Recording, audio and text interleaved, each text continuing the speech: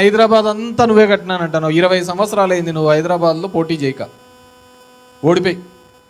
అంటే 2004లో ఓడిపోయినాడు. ఇప్పటికి 22 సంవత్సరాలు నీకు హైదరాబాద్కు సంబంధమే లేదు.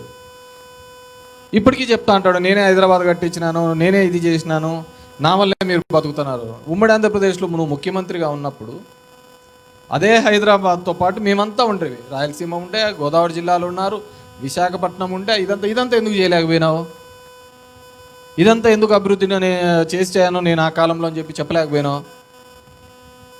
అంటే పక్కన బెంగళూరులో కూడా సాఫ్ట్వేర్ డెవలప్ అయింది, వాళ్ళకు కూడా నువ్వే చేసినావా? మహారాష్ట్రలో పూణేలో అయ్యింది, అక్కడ నువ్వే చేసినావా? అదేవిధంగా గోర్గాన్ ఢిల్లీ ఏరియాకి పోతే నోయిడా ఆ ఏరియాలోనూ అయింది, నువ్వే చేసినావా? కాదు కదా.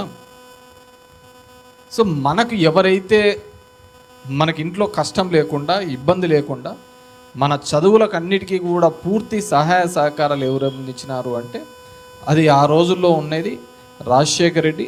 దాని తర్వాత పూర్తిగా కూడా ఫీజు రియంబర్స్మెంట్ ఇచ్చినది ఎవరైనా ఉన్నారంటే అది వైఎస్ జగన్మోహన్ రెడ్డి గారు, వైఎస్ఆర్ కాంగ్రెస్ పార్టీ ప్రభుత్వం. చాలామందికి తెలీదు. మామూలుగా గతంలో చూస్తే ఒక 20 సంవత్సరాల కిందట చూస్తే ఇంజనీరింగ్ చదువులన్నా, మెడికల్ చదువులన్నా, ఇప్పుడైనా మెడికల్ కూడా చాలా వ్యయ ప్రయాసాలు మనం చూస్తూ ఉంటాం. మెడికల్ కాలేజీల కోసం పిల్లలు మెడిసిన్ చదివినారని కావాలనే ఉద్దేశంతో ఆస్తులు అమ్మి చదివించిన సందర్భాలు కూడా చూసినాం. ఎందుకంటే ఫీజులు ఏం తక్కువ కాదు. అలాంటి ఫీజులు కూడా, మెడికల్ కాలేజీలు ఫీజులు కూడా జగన్మోహన్ రెడ్డి గారు కట్టించారు. ఎందుకంటే ఒక పేదరికం నుంచి ఒక కుటుంబాన్ని బయటికి తీసుకొని రావాలి అంటే దానికి విద్య అనేది ఒక్కటే ద్వారానే మనం బయటికి తీసుకొని రావచ్చు. విద్య అనే ద్వారానే పేదరికం నుంచి బయటికి తీసుకొని రావడానికి అవకాశం ఉంటుందని పూర్తిగా నమ్మిన పార్టీ ఏదైనా ఉందంటే అది ఒక వైఎస్ఆర్ కాంగ్రెస్ పార్టీ ప్రభుత్వం. ఈరోజు నాడు నేడు ద్వారా స్కూళ్ళు చేసిన, అంగన్వాడీలో చిన్నపిల్లలు తీసుకునే భోజనం, ఎలాంటి భోజనం పెడితే వాళ్ళు బాగా పెరుగుతారు, వాళ్ళ గ్రోత్ బాగా ఉంటుందని, గర్భవతులకు ఎలాంటి ఫుడ్ ఇస్తే పిల్లలు బాగా పుడతారని, అంత స్థాయి నుంచి కూడా ప్రతి స్కూళ్ళల్లో కూడా మధ్యాహ్న భోజనం ఎంత సక్రమంగా ఉండాలి అని, ఎలాంటి భోజనం పెడితే వాళ్లకు పౌష్టికాహారం అందుతుంది, బాగా శారీరకంగా బాగా తయారవుతారని చెప్పి అంత గ్రౌండ్ లెవెల్కి చేసిన పార్టీ ఏదైనా ఉందంటే అది ఒక్క వైఎస్ఆర్ కాంగ్రెస్ పార్టీని, జగన్మోహన్ రెడ్డి గారు. స్కూల్కి వెళ్ళే పిల్లల యొక్క అందరితో పాటు సమానంగా ఉండాలి, బాగా ఉండాలని వాళ్ళ స్కూల్ బ్యాగులు, బట్టలు, బూట్లు, పుస్తకాలతో సహా ఒక మంచి క్వాలిటీ ఎడ్యుకేషన్ ఇచ్చాలని చెప్పేసి ఒక ప్రయత్నం చేయడం జరిగింది. కార్పొరేట్ స్కూళ్ళకు పోటీగా ఉండాలని సిబిఎస్ఈ స్కూల్స్ తీసుకొని రావాలి, నియోజకవర్గానికి ఒకటి తీసుకొని రావాలని, అదేవిధంగా ఐబీ స్కూల్ తీసుకొని రావాలని చెప్పేసి ఒక ప్రయత్నం చేసినది ఏదైనా ఉంది అంటే అది ఒక్క వైఎస్ఆర్ కాంగ్రెస్ పార్టీ, జగన్మోహన్ రెడ్డి. మనం అంటూ ఉంటారు పెట్టుబడి పెట్టాలి, పెట్టుబడి అని. ఇది పెట్టుబడి కేవలం బిల్డింగ్ లేపేయడం, రోడ్లు వేయడమే కాదు పెట్టుబడి. పిల్లల చదువు కోసం మనము ఈ ప్రభుత్వాలు చేసే ఏ ఒక్క రూపాయి అయినా సరే భవిష్యత్తు తరాలకు అది ఒక పెట్టుబడిగా ఉపయోగపడుతుంది. వాళ్ళ కాళ్ళ మీద వాళ్ళు నిలబడడానికి ఉపయోగపడుతుంది, వాళ్ళ కుటుంబాన్ని నిలబెట్టడానికి ఉపయోగపడుతుంది. అది చదువుకున్న ఇంపార్టెన్స్. అది ఈ ప్రభుత్వంలో, జగన్మోహన్ రెడ్డి గారి ప్రభుత్వంలో గుర్తించింది కాబట్టి దాన్ని అంత ముందుకు తీసుకొని పోయే ఆలోచన, ప్రయత్నం చేయడం జరిగింది. ఆ విధంగా వాళ్ళందరికీ కూడా చెప్పడం జరిగింది.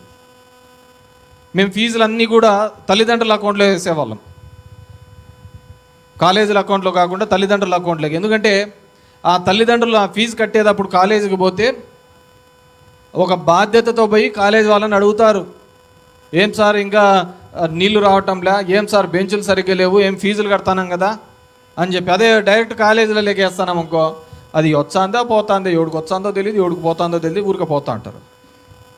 కానీ కొంతమంది కాలేజ్ అసోసియేషన్స్ అంతా పోయినాయి, అట్లెట్లేదు సార్ మా అకౌంట్లలోనే వేయాలా, వీళ్ళ తల్లిదండ్రుల అకౌంట్లలో వేస్తా అంటే వాళ్ళకు 30,000 40,000 వేసినాం అనుకో, ఏదో ఖర్చులకు 2,000 3,000 తగ్గి బేరం ఆడుతూ అంటారు వీళ్ళను. తగ్గిండి సార్, ఫీజు తగ్గిండి అని. అట్లా తగ్గకుండా మాకే ఉండాలా అని చెప్పేసి పోయినారు అంత కాలేజ్ యాజమాన్యం అంతా కోర్టుకు. బాగుంది లోకేష్ కూడా ఇదేదో బాగా నచ్చింది. తల్లిదండ్రులకి వేస్తే వాళ్ళు అడుగుతారు ఫీజులు డబ్బులు పడలేదని చెప్పి. కాలేజీలు అడిగినాకో ఇది లక్షల్లో సంబంధించినది, ఇది ఎంత వందల్లో సంబంధించినది. ఈ వందలకంతా ఏదో ఒకటి సమాధానం చెప్దాంలే అని చెప్పేసి వాళ్ళకి దాటేస్తా పోతున్నారు. వీళ్ళకి నీట్గా ఫీజులు అన్నీ ఎగరగొట్టుకుంటూ పోతున్నారు. మనం కేవలం ఎలక్షన్స్ టైంలో మాత్రమే ఒక విడత బాకీ పడినాం. ఇప్పటికి 3 సంవత్సరాలు దగ్గర 7 దఫాలుగా ఫీజు రింబర్స్మెంట్ డబ్బు రాలే. వీళ్ళు అడగడానికి వీళ్ళే కోర్టుకు పోయినారు. తల్లిదండ్రులు ఏమైనా అడగడానికి ఇప్పుడు ఎప్పుడైనా మేము ఇట్లా ఇప్పుడు మేము కాలేజీలో హాల్ టికెట్లు ఇవ్వమంటే వాళ్ళకి ఏముంది, ఇంటర్నెట్లో ఆన్లైన్లో మీరే డౌన్లోడ్ చేసుకోవచ్చు అని. మళ్ళీ ఎవరైనా కానీ ఫీజులు అడిగినారు అంటే మీకు ఇబ్బంది ఉంటుంది అంటారు. మళ్ళీ వీళ్ళు స్కూళ్ళు కాలేజీలు ఏ విధంగా నడుపుతారు? ఫీజు రింబర్స్మెంట్ రాకపోతే వాళ్ళ ఇబ్బందులు వాళ్ళకు. ఆ క్వాలిటీ ఆఫ్ ఎడ్యుకేషన్ ఇవ్వడానికి ఇబ్బంది అవుతుంది ఖచ్చితంగా, అంతే కదా. ఒక 3 సంవత్సరాలు ఫీజులు లేకుంటే వాళ్ళు అప్పులు చేసి కట్టాల్సిందే కదా, జీతాలు ఇవ్వాలన్నా ఇంకోటి ఇవ్వాలన్నా అని. అట్లాంటప్పుడు క్వాలిటీ ఆఫ్ ఎడ్యుకేషన్ మిస్ అవుతుంది. దగ్గర 10,000 కోట్ల దాకా ఇప్పటికి బకాయిలు ఏర్పడినాయి. మొన్న చూసా ఏదో ఒకటి ఇచ్చారంట వీళ్ళకు. దీనికి వడ్డీ మీరే భరించేటట్లుంటే మీకే చేస్తాము కాలేజీలకు, రాసింటి సంతకాలు అని చెప్పి. మొదటి సంవత్సరం వడ్డీ కడతారు, మళ్ళీ 2వ సంవత్సరం వడ్డీలు ఎవడు కడతాడు? వీళ్ళ పేరు మీద తాకట్టు తెచ్చారంట. కాలేజీల పేరు మీద వాళ్ళు తాకట్టు తెచ్చి ఇచ్చారు. ఇట్లయితే వీళ్ళేం బాగుపడే రకాలు కాదని చెప్పేసి. అంటే విద్య వైద్యం ప్రపంచ దేశాలు ఎక్కడికైనా వెళ్ళండి, బాగా డెవలప్డ్ అయిన కంట్రీస్ విద్య కోసం వైద్యం ఉచితంగా ఇస్తారు. ఇప్పుడు అమెరికా కావచ్చు చూసుకోవచ్చు, యూకే కావచ్చు చూసుకోవచ్చు, జర్మనీ కావాలంటే చూసుకోండి. ప్రపంచంలో బాగున్న ప్రతి దేశాలు, ఆర్థికంగా బాగున్న ప్రతి దేశం విద్య వైద్యం అనేది ఉచితంగా చేసే కార్యక్రమం చేస్తుంటారు. మళ్ళీ గ్రాడ్యుయేషన్ తర్వాత వాళ్ళ ఫీజులు చాలా ఉంటాయి, కానీ 10th ఇంటర్మీడియట్ వరకు ఫీజులు నార్మల్గా ఉంటాయి, ఫ్రీగా ఉంటాయి. ఈరోజు జరుగుతున్న కార్యక్రమం చూడండి, ఏ విధంగా మనము ఈ ప్రభుత్వం, వైఎస్ఆర్ కాంగ్రెస్ పార్టీ ప్రభుత్వం పేద పిల్లల చదువుల కోసం, వాళ్ళ బాగు కోసం ఎంత వ్యయ ప్రయాసాలు ఉన్నా కానీ వాళ్ళకి ఇచ్చినాం. అమ్మఒడి ఏం ఊరికనే ఇవ్వలే. అమ్మఒడి ఇచ్చిన దానికి ఒక కారణం ఉంది. మామూలుగా ఒక వయసు వచ్చిన తర్వాత, ముఖ్యంగా ఆడపిల్లలకి, ఎందుకమ్మా నీకు చదువు ఎందుకు, ఎట్లాగా నువ్వు వేరే ఇంటికి పంపిస్తా అంటాం కదా, ఇంట్లో నాకు తోడుగా ఉండి నేను కాయ కష్టం చేస్తే నాకు రోజుకు 200 300 మిగులుతుంది, నువ్వు కూడా నాతో పనికి వస్తే 200 300 వస్తుంది, ఆ కుటుంబం బాగుంటుంది అని చెప్పేసి చదువు మానిపిస్తారు.